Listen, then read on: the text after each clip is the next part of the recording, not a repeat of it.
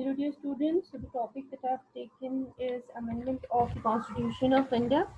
So, in the present topic, I'll be discussing about the types of amendment that is there provided in our Constitution. Then, some features of amendment that is there in the Indian Constitution, as well as the procedure of amendment that is followed in our Constitution in India.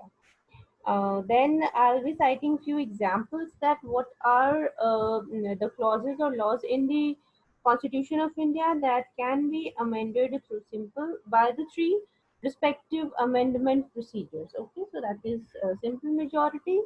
Then you have half of the majority and the special majority where you require the uh, assent of the states as well. So the states also they need to give their approval that yes they do agree with the with certain amendments of the constitution provision. Okay.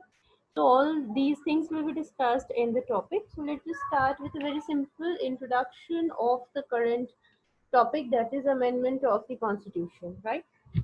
So uh, the Um, so, a constitutional amendment is a modification of the constitution of a polity, organization, or other type of entity. Amendments are often interwoven into the relevant sections of an existing constitution, directly altering the text. So, amending the Constitution of India is the process of making changes to the nation's fundamental law or supreme law. The procedure of amendment in the Constitution is led in Part 20, and especially if we talk about it's in Article 368 of the Constitution of India. Okay, the procedure ensures the sanctity of the Constitution of India and keeps a check on arbitrary power of the Parliament of India. The framers of the Constitution were neither in favor of the traditional theory of federalism, which entrusts the task of constitutional amendment to a body other than the legislature, nor did they favor a rigid special procedure for such amendments. Okay. So, what was the final decision? So, they also never wanted to have a British style system where Parliament was supreme, and the framers instead therefore adopted a combination of the theory of fundamental law, which underlines the written constitution of the United States with the theory of parliamentary sovereignty as existing in the United Kingdom. The Constitution of India vests constituent power upon the Parliament subject to the special provision laid down therein. Okay.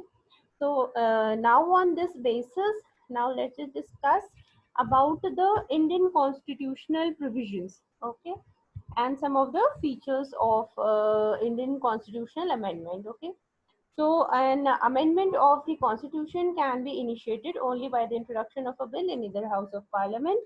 The bill must then uh, be passed in each house by a majority of the total membership of that house and by a majority of not less than two-thirds of the members of that house present and voting, that is known as special majority.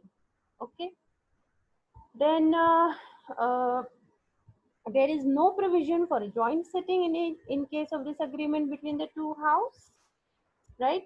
And the bill passed by the required majority is then presented to the president, who shall give his assent to the bill. If the amendment seeks to make any change in any of the provisions mentioned in the provision to Article 368, it must be ratified by the legislatures of not less than one half of the states.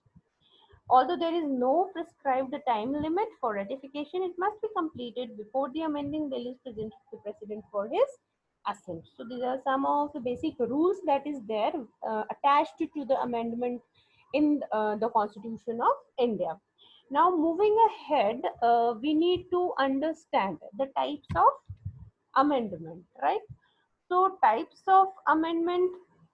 So the Constitution of India provides for a distinctive amendment process when compared to the constitution of other nations, because we have studied we are partially rigid and partially flexible, right? So on this basis, the types of amendment that we have is we have three types of amendment. The first type of amendment includes that can be passed by simple majority in each house of the Parliament of India. The second type is by special majority in each house.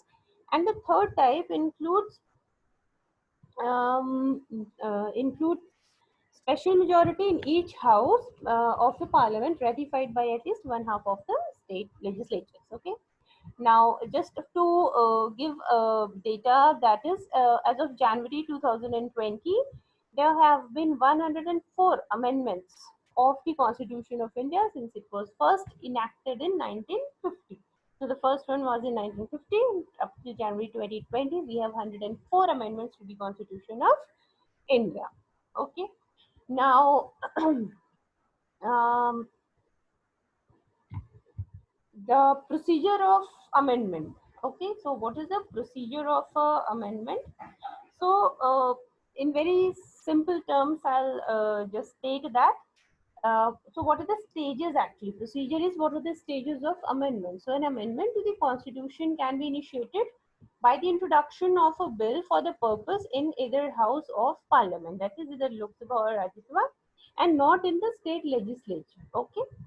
Then, second important point is that the bill can be introduced in either by a minister or by private member and does not require prior permission of the president. Right.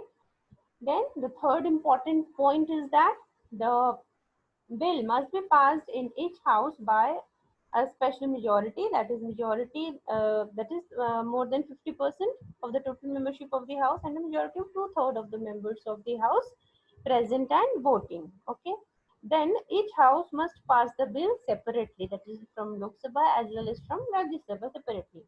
In case of disagreement between the two houses, there is no provision for holding a joint session of the two houses for the purpose of deliberation and passage of the bill. So there is no provision of joint session, right?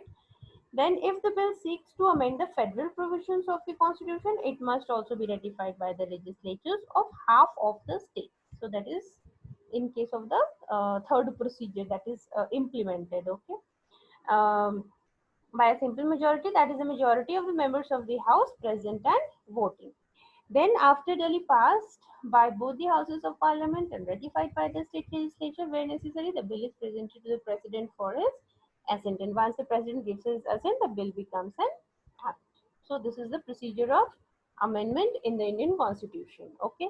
Then, another important thing is um, about the scope of amendment, and with that we come to the conclusion also that you must have heard of the term basic structure. And when we talk about basic structure, the first thing that comes in our mind is the Keshwananda Bharati case, right? Now, what is the present scenario? That the present position is that the Parliament under Article 368 can amend any part of the Constitution, including the fundamental rights, but without affecting the basic structure of the Constitution. However, the Supreme Court is yet to define or clarify as to what constitutes the basic structure of the Constitution. Okay, but then also, just for the purpose of understanding, I just like to give you a few examples that what is the meaning of basic structure. So when we talk about basic structure, it means something like supremacy of the Constitution. So that should not be altered. Okay. Principle of equality, welfare state, then free fair election, then something related to parliamentary system, something related to independence of judiciary, rule of law. So all these features, you can state these are the basic structure of the constitution, and this should not be altered uh, by using the amendment procedure as stated in Article 368, Part 20 of the Constitution. But whenever required, being a country that is dynamic, being a country that tries to maintain the motion with the moving circumstances in the international affairs, international scenario, the amendment procedure should be implemented whenever required, whenever essential. Okay, so that India never lags behind in international field. Okay, so hope you understood the topic. Thank you so much.